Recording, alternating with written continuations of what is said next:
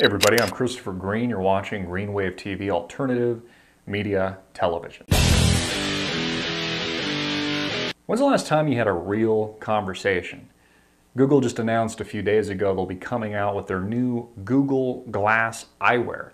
And they put out this pretty amazing, enthralling commercial where it shows people doing really cool stuff. You know, they're jumping out of airplanes, flying airplanes, they're in weather balloons, they're doing gymnastic stunts, saying, Google Glass, start a video now. Google Glass, share this picture with Bob now. Google Glass, do this and that. And you see these people, they're just wearing their chips, you know, just, hey, you know, this is really cool. I no longer have a real life. I now live in virtual reality. And it just makes me wonder, and I mean, I feel so conflicted about this because part of me says, wow, this is amazing. Look at this technology. Look at how freeing this is, how liberating this is. And then the other side of me is like, oh my God, we're going to be constantly monitored. Here we have Big Brother using their influence.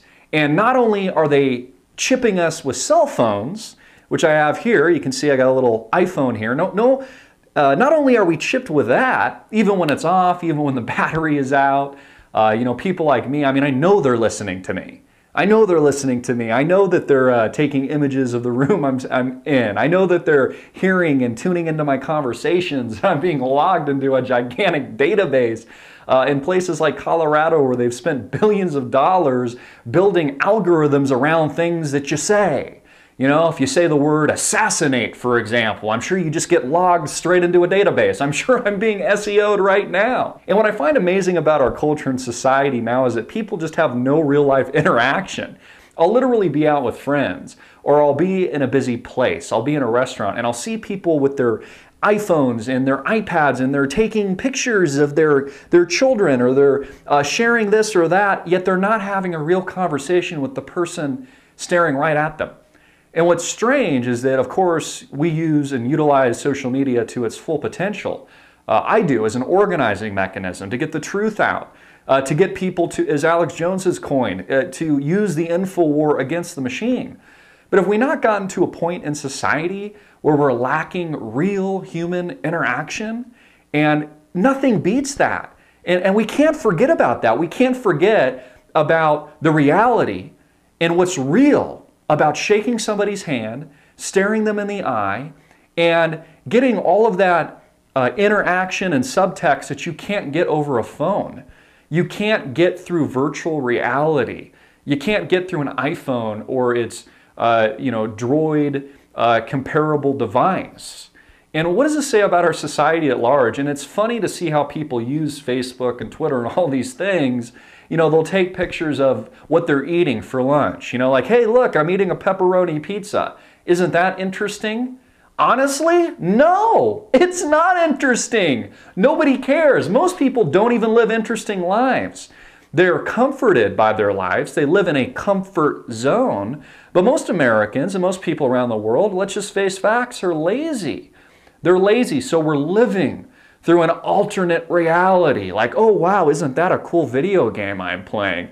Isn't that a cool video I'm watching? Isn't that person doing something cool? To the point where the only enjoyment our society and culture is getting back is living through something that isn't even real.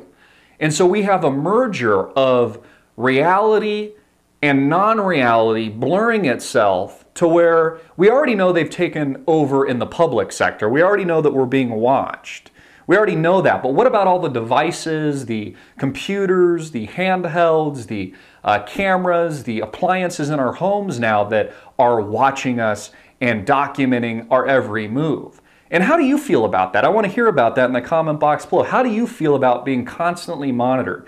By sitting across from a gentleman, a man or a woman, let's say you're at a train station, you're on the subway in your city or wherever it is you live, and he's wearing a pair of Google glasses, videotaping you live. I mean, at least with these guys, we can kind of see them when they're videotaping you. You kind of know if you're on public display. But now we have a merger of the public authoritative police state, and a merger with our private lives. And what does this say about the quality of our life?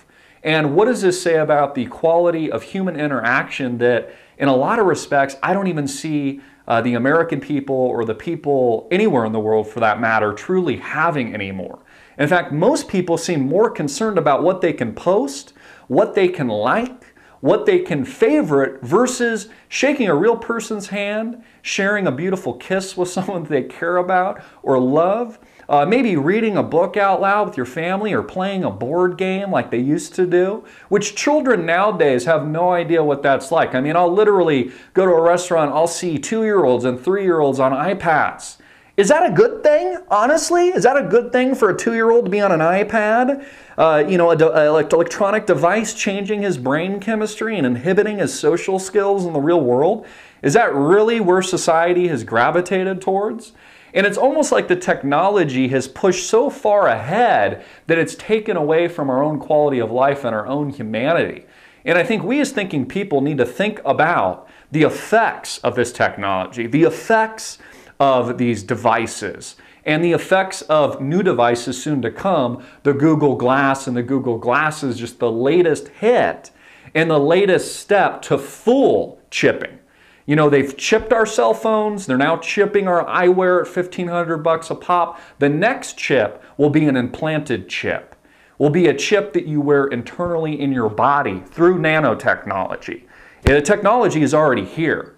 And the question I have for you is, are you going to take that chip?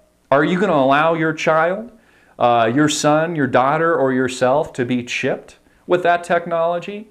Are you going to wear that mark?